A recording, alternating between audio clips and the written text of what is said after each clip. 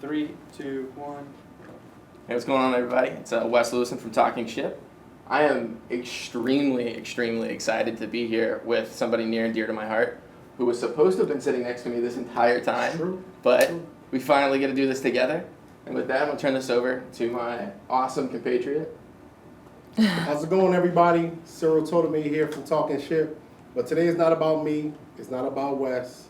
We have the distinct pleasure, the honor, to be with the distinguished, inspirational, commanding officer of NTAG San Antonio. We have Commander Stacy O'Neal with us.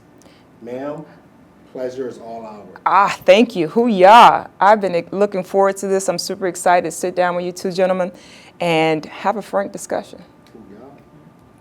So tell us a little bit about yourself. How did you get to be the person that you are today? Oh, man, I think that's a loaded question. Oh, it is. Yeah. Let me rephrase it then. How did you get to be the outstanding person? That's better. All right, coming off the top rope. So it all started in Greenville, Mississippi. Now that's hard to kind of digest because Greenville was a tough place to grow up. And I believe it laid the foundation for what the Navy would go on to sharpen into a phenomenal leader. But that all started with my parents back in Greenville, Mississippi. I'm the oldest of 7. And so when you're raised in an environment where you have to grow up a little bit sooner rather than later, you begin taking on those leadership skills that prove valuable later in your life. So leading with my brothers and sisters, if there was a task to be done, you did it with excellence. And if you didn't, you saw my mother, who was tougher than any drill sergeant, I assure you. And you followed up and followed through, right? So when I joined the Navy, the things that they thought were phenomenal were just everyday task completion with my mother. And that's how you live, that's how you grew up. And it was no second guessing that. There was no ambiguity about what she expected from us. And so that was the foundation and where it began. I believe that the meticulous drive that I have, the attention to detail, established by poverty. Poverty makes you establish skills to where you can cope in an environment, and it builds determination and resilience. And where normal people would probably break under pressure, you learn to compartmentalize, you learn problem-solving skills. And so Mississippi proved to be a catalyst for an open-minded growth mindset that would prove invaluable in the Navy. So I was going to ask, so your leadership attributes were based and founded in your early childhood. Do you think they changed in your naval career, or do you feel like what was embedded in you at that time is still who you are today? That's a great question. I think they evolved over time. So you may have some coping skills that prove invaluable at the level of E1, E2, E3, E4. Once I was commissioned, I needed to change some of those skills, right? I no longer needed to think that everyone's out to get me or I'm competing against everyone here. It became a more personal thing. So they evolved, and I think if you have a process of self-reflecting, you can always go back and say, how have my priorities shifted? How has the environment shifted? And what other skills do I need? What's no longer serving me? If you don't ask those questions, you carry old baggage into a new scenario. And T.D. Jakes likes to say that if keeping it real is keeping you from progressing, then stop. And so you've got to evolve with the environment that you're promoted to ensure you not only thrive, but you open a door or window for others to emulate and follow. I mean, your career is pretty extensive. Like, you've done a lot of things. Yes. I know it's kind of an open-ended question, but if you could give us a little bit of an overview of that career, just for people who don't necessarily know who you are. Yes. So I graduated from Greenville High School in 1984, May, and I was in boot camp by July of 1984. And the thing that drove me with the Navy is that they could get me out the soonest, right? I had talked to a Marine recruiter, and he said, hey, 6 months after graduation, we can get you gone. And I'm like, I've got to get out of here ASAP. So joined the Navy, and I was one of the last groups to go through Orlando boot camp. So that was a great adventure, company I-130. And yes. So after graduating boot camp, I went to MMA school, came in as a machinist mate, conventional, 600-pound steam, 1,200-pound steam, cryogenics, love it, above and below, engineers make it go. And so that's always been my bread and butter, okay? And got to my first ship, the USS Platte out of Norfolk, Virginia. Oh man, an oiler. And you talk about hard work, that's where it's built. But in 94, 95, that time frame, your first classes and second classes were your driving forces. So my second class helped me pick out my first car, which was a manual. You hear me? So they actually invested time in you, and that foundation was what I built on to create my career as an officer. It was that time that I really learned leadership. My first and second classes poured into me. My chief would come down into space and paint with us, okay? From the USS Platte, I went to the USS John F. Kennedy out of Mayport, Florida. And from there, someone says, listen, you need to go officer. I still didn't understand the severity of that. I just thought, sure, when you come into the military, you don't come in because you want this creative vision. You come in so that people can tell you where to go, when to go, how to execute, and when to execute. And so they said, hey, go officer. I said, roger that, chief. Put it in the package.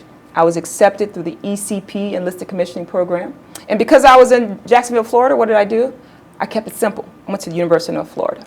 Okay, got my commission, and the first ship was the USS Chung Hoon. A pre-com, if you haven't done a pre-com, you're missing the whole experience, okay? So pre-commission in Pascagoula, Mississippi, which got me a little closer to home, and we sailed it over to Pearl Harbor, Hawaii. Beautiful tour, all right? After that, I went back to Mayport, USS Way City, CG. That was a great tour, great adventure. And from there, I did a short tour in Newport, Rhode Island, best kept secret. If you want to see the Four Seasons, there's nothing like those New England states, okay? If you can deal with the snow. And so from Newport, I went back as a chief engineer doing my department head tour on the USS Donald Cook. And then a mentor said to me, Stacy, if you want to remain competitive, look at an LCS. So I did. And I went to Crew 212, and we took LCS ship USS Jackson, namesake after Mississippi, Jackson, Mississippi. So that was a wonderful experience, got to be on board the USS Coronado. Okay. Back to SWAS, and then from there, the War College, Naval War College. And there's a lot of years here, people. And from there, the USS San Antonio as the executive officer, before being offered the opportunity to come to NTAG San Antonio. And I would tell you, I remember that day like it was yesterday, my detailer called and saying, hey, we got something in Texas for you. Think it'd be an outstanding career path for you. And I said, Texas, no thank you. He said, are you sure? I said, yes, I am. He says, well, great. The next offer is Detroit, Michigan. And I said, Texas sounds really amazing. I've always wanted to experience Texas. And so here I am. And it's been a pleasant surprise. Texas is beautiful. Military City, USA. And I would tell you, they embody that name. Service is at the core of everything that they do. So it's been a great experience. This year I hit 30 years. Let me tell you, time flies quickly, so enjoy it. But 30 years in July, and I've enjoyed every second. Wouldn't change a thing. We are. Yeah. So, ma'am, I kind of want to tailor my question to what you just stated. In 30 years of service, I know there were some hardships along that way. I recently watched an interview with LeBron James where he talked about not having his father in his life. Mm-hmm. And he thinks back, if he had his father in his life, he probably wouldn't be in the NBA today. Those hardships drove him to want his father, wherever he was, to be able to see him and not have that relationship that he missed out on. So I kind of want to ask, what hardships propelled you to commission, go through the boost program, and get to where you at today? Because typically, a lot of times, positivity helps, but negativity sometimes, plants that solid foundation to, I'm going to move forward past this so I can show everybody I could do it. So can you speak on some of those hardships? Man, that's a great question. And I would tell you, I've never seen anyone do something exceptional with their lives that had an easy path. And likewise, growing up in poverty, it made me angry. One of the driving forces, my mother asked me once, she said, why did you join the Navy? And I told her, because I didn't want to be you. I didn't want to work 2 jobs. I didn't want to have nothing to fall back on. So you're absolutely right. Those hardships drive you. And if you use it properly, they become fuel. And if you focus it, you can utilize that to propel you to excellence. And still to this day, it drives me because I want to ensure that if there was ever someone that doubted me, when I walk into a space, my career, my confidence, my posture speaks volumes before I ever articulate a word. And I would tell you, as you get older, you understand that you're not fueled by that anger anymore. Now you're fueled by the passion to lead, the care of taking care of your sailors. And so that has been my number one priority. But in the beginning of that, the young MM2 Stacy O'Neal, that driving force was anger from growing up in conditions that were not suitable for healthy relationships, and trying to now build that platform so I emulate what others can do in their lives. And so that drove me. And I would tell you, man, it's a great thing to be able to retire your mom. It's a great thing to be able to go back and help out a community that needs support. And so it continues to propel me forward and make sure that I'm doing the right thing. So 24/7, if you look at my life, it's going to be doing the right thing. Yeah. Gave me chills right there. I think that's kind of like the easiest way to discern a good person, at least in my experience, is, you see people that go through hardships, and some people get a chip on their shoulder and they go out and they, reinforce that same cycle. And then you've got people like you who take that and they forge themselves and they make sure those same things don't happen to others. Yes. And not to be hyperbolic, but that's what heroes are made of. So it's amazing to see you in the flesh, real life. It's not something in a storybook or a comic. It's real. It's here and it's you. It's incredible. Thank you. I've had a lot of great mentors along the way. It didn't happen in a vacuum. I've had some people that poured into me that saw something unique in me. And when I didn't have the confidence myself, I borrowed theirs until I grew into that. David Goggins calls it looking into your cookie jar, pulling out something and said, hey, you overcame this. Come on, you can keep going. Listen, you dealt with this. You can keep going. And so there are times when imposter syndrome slightly whispers, can I do this? Am I able to sustain it at the next level? And then I remind myself, you're a damn beast. Keep going, And that's not a chip. That's just an inner drive to make sure that I'm paving the way for someone else, pulling someone else up along the way. Yeah. Hell yeah. I love it. So, ma'am, as you approach your 30 years, I think about it. You took orders to come to the most grueling duty known to man. You came to recruiting duty for your Twilight tour. Yes. Can you speak a little bit about how you came to that decision and what mark you wanted to leave as you exited your naval career? Absolutely. I tell my sailors all the time, run through the finish line, right? I knew the career was going to come to an end at some point, but I wanted to exit on a high level. And what better way than to feed back into the youth, current and future leaders? So I wanted to take that opportunity and leave empty. I want to take everything that I've learned, I've developed, and I want to pour it into the next generation. And I want to be available for exchange. Ask me questions. Oftentimes the media, social media gets involved, environment gets involved, but they're not all facts. So ask someone that's gone through the path, and I'll be totally transparent with you, but I'll always feel the fear and move forward anyway. There has to be something said about continuing to grow, continuing to stretch yourself. Tony Robbins said, true happiness is progress. And I believe that.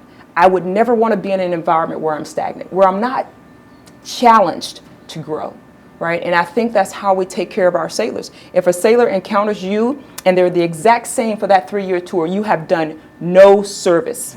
As a matter of fact, that was irresponsible. Our job is to challenge them to be better. And you see that. Years later, you encounter someone, they run up to you and they put their arms around you and they say, hey, thank you for holding me accountable. Thank you for challenging me. And I figured there was no better platform to do that than on recruiting. So with all of that said, man, you are one of those people that have been in a position to make those impacts on people's lives, and it's extremely evident that you have. But moving past that, if you were to close your eyes and kind of envision what your perfect Navy would look like, or perfect Navy recruiting environment, here in 6 months, a year, 5 years, whatever time frame, how would that differ from what exists today? And is there anything that you want to do to help impact that? Because I know that you've been talking about going on public speaking and doing these things to help motivate and engage people. Mm-hmm. That's a wonderful question, You know, whenever change is happening, it always feels like it's off in the distance, right? So the best way I can answer that question is that I'm part of it now. You know, the new Admiral Waters came in, and he came in with this phenomenal questioning mindset. I just finished a book called A Book of Beautiful Questions by Warren Berger. And he came in as an agent of change for the recruiter, asking questions about if the policies in place are hurting us or helping us. And so I see the Navy in the next 5 to 6 years winning. I see us being an elite organization attracting the best and brightest America has to offer. And yes, we're doing that to some extent now, but I feel that we've gotten away from the basics. And so right now we're turning back to tried and true. And we're forging ahead with what we know. And we're going back to the basics of caring about people and making sure the recruiter is taken care of so that they can go out and do a job that they know they don't have to do. They get to change lives.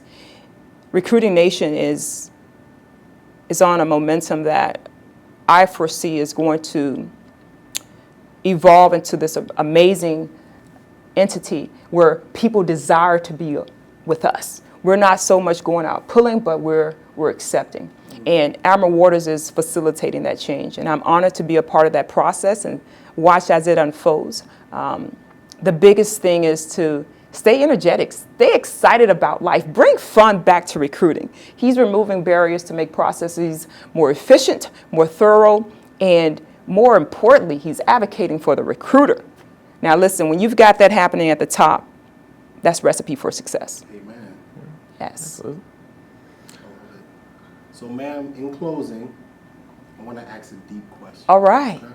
I love deep questions. So, as you approach your 30 year, looking back, what advice would you give the E1U that'll resonate with sailors that are currently in their first term that may be going through hardships? They may be frustrated. Yes. They may not think that they're aligned with the direction of the Navy at the moment, and they may want to quit or give up.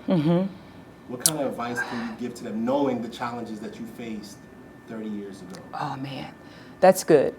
I was speaking to some students a while back, and I told them that, imagine you're having a conversation with life, and you go in and you say, hey, life, I came in because I want a great life. And life says, okay, and they bring out a contract, maybe 100 pages, right? And you say, wait a minute, this is a lot. What about a better life? They bring in another contract, still 100 pages. You say, man, this is tough. How about a good life? Just good, Brings in a contract, 100 pages. And you look and you say, wait a minute, they're all the same. Is this a joke? What are you doing? And life tells us there are no easy routes. It's all tough. You decide you're tough, right? It's tough to eat right. It's tough if you don't. It's tough to go to college. It's tough if you don't. It's tough being single. It's tough being married. It's tough improving. It's tough if you don't. One yields results and the other yields regrets. I would say choose your tough. Make sure that your toughness yields results rather than regrets. Les Brown says if you do what is hard, life will be easy, and it's not because life is easy, it's because you get tougher. And the best thing I can say is implement discipline early. If you can't push away from a cookie or get yourself to the gym, you've got to push past those barriers. I assure you, life isn't easier in the civilian sector than it is in the military. There isn't an easy path. There's no button you can push that takes you up the elevator to success. You have to choose to take the steps. And that decision is going to be a tough one, but every path has its pros and cons. And this path yielded a life of results. It yielded a life that contributed to something that was bigger than myself. And so I would tell you, live a life of service. Make sure your service towel is well used. I heard once that in order to get what you want, help other people get what they want. And I believe that's true. If you continue to support and uplift people around you, a rising tide lifts all ships. There is no zero-sum mindset along the journey. Be kind to everyone. Yes. So, talking future plans, I know you've already done your 30, and we are very thankful for your time and energies on Still that. Still look good. But this isn't the end for you, from what I understand, right? Like, you are going to continue chasing that positive impact mentality, and really trying to drive good in the world. You want to elaborate on that a little bit for us? Yes, and I'm super excited about it. Oftentimes, as people transition, it's like, what am I going to do? Well, I'm going to sharpen on the tools and foundation that the military has provided for me, putting me in various environments where I grew in my leadership, I grew in my ability to walk into a room and take up space and articulate clearly and concisely. And I'm going to take that into the civilian sector and continue to inspire and motivate. I'll have a public speaking career where I'll get a chance to travel and hopefully cross paths with some of the people that I've served with. But I believe that in order to keep giving back, I'll anchor on what's come naturally and what I love, right? When you're doing what you love, you never work a day in your life. So yes, I've contributed my 30 years, and I'm looking forward to another 30 or 40, traveling the world, speaking, inspiring, laying foundations and tools to help people manifest the best version of themselves. And that's what it's all about.